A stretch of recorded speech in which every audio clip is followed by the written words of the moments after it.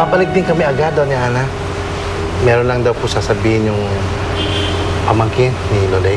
Importante lang po eh. Okay. Sige, bye-bye. Sige po. Eh?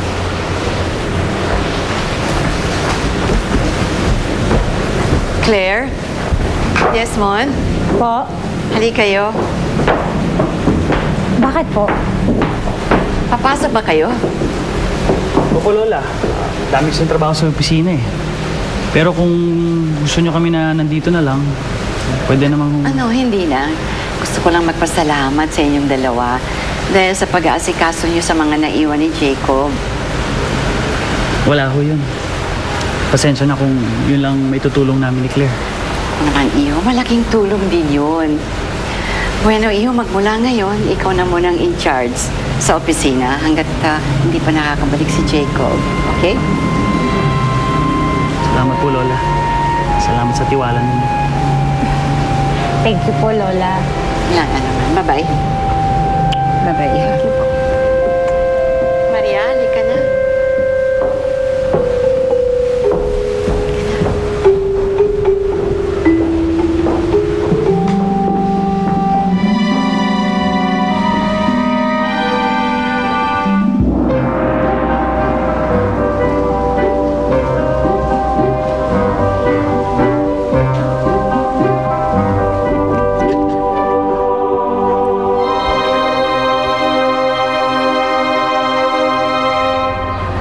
Hoy, TJ, Bakit?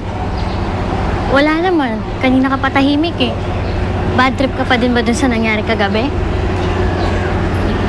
Chema, sa palagay mo ba may kinalaman si Tita Lynette sa pagkawala ni Tito Jacob? Ha? Bakit mo naman naisip yun?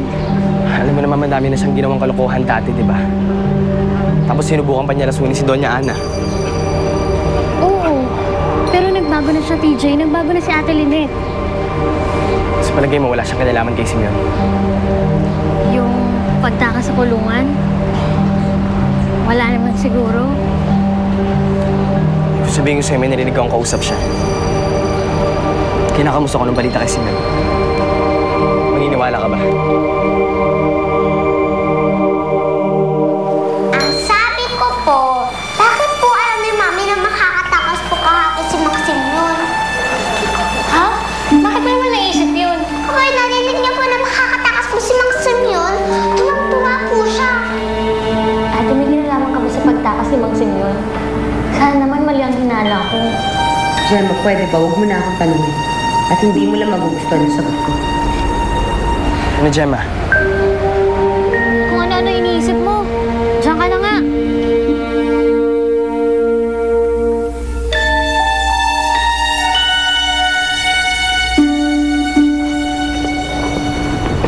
Kalila, ano ba? Ako na mabigat nga to eh. Ano ba gusto mo? Ang chocolate ko po dyan. Hindi ka naman nagsasabi kasi, oh. Ayan. Oh, Mami, bibigyan ko po neto si Kuya TJ, ah. bakit? Po. Bakit mo siya bibigyan? Eh, binili ko nga yan para sa'yo.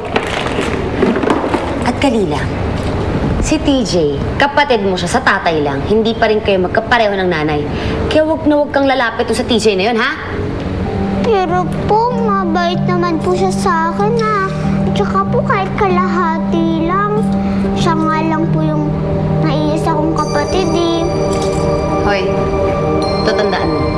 Kung gaano ang galit mo kay Michelle noon, dapat ganyan ka din kagalit sa TJ na yan. Hindi mo ba naisip? Inaagaw niya yung daddy mo sa'yo.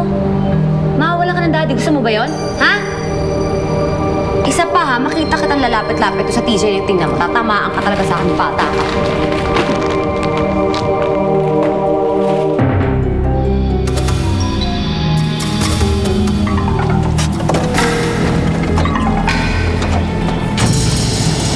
Ako yung sakad.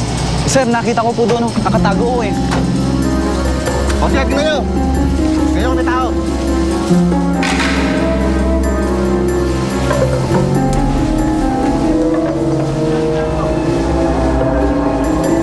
Sige, tingnan nyo. Ano? May tao ba? Negative, sir. Sir, nakita namin sa ni Mr. Montreal. Pero wala siya sa loob ng sasakyan. Sir, magpadala ka dito ng Soko, na hindi. Hoy! Bisa ka? Ganang tulog eh. Oh. Yan. Kumain ka. Hindi ka pa pwede mamatay. Hindi ko kakainin yan. Mas madali talaga mamatay kaysa sumuko eh, no? Sige, kumain. Ako na lang kukuha kay Sandra.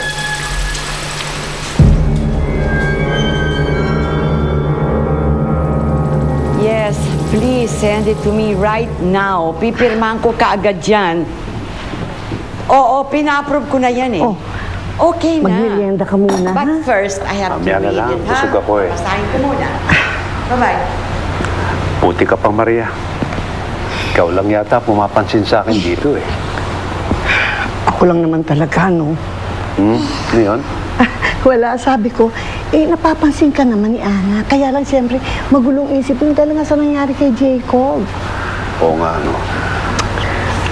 Sure ka? Ayaw mo? Mamaya na lang. Sige, ito na lang. Oh, hi! Diyan ka pala. Bakit ka napadaan, Enrique? Dumadalaw lang. Gusto kitang makita eh. This might sound like a cliche to you, pero talaga namang life is too short. Tsaka ikaw talagang una kong minahal, hindi ba? Ikaw lang eh, masyadong nakasubsub ang ulo mo sa trabaho. Please, please, not now. Wrong timing ka naman kasi. Wrong timing, Enrique. Ay, Ana, mga pulis. Doña Ana, mga pulis po. May re-report na po sila tungkol sa apo niyo. Yes, tuloy ka. Doña Ana Montreal? Yes. Kumusta na po? Nakita yung apo ko. Natagpuan niyo na ba? Nakita na po namin ang sasakyan niya. Inabandon na sa isang masukal na lugar sa bandang Rizal. At si Jacob? Wala po siya sa kotse at sa area eh. Pero patuloy pa rin po namin siyang hinahanap hanggang sa ngayon. Hindi pwede. Saan siya nagpunta? Saan nagpunta ang apo ko? Lola, bakit? Ano bang nangyayari dito? Bakit ho? Sandra. Andrea. Hindi ka iniwan ni Jacob. Something bad happened to him.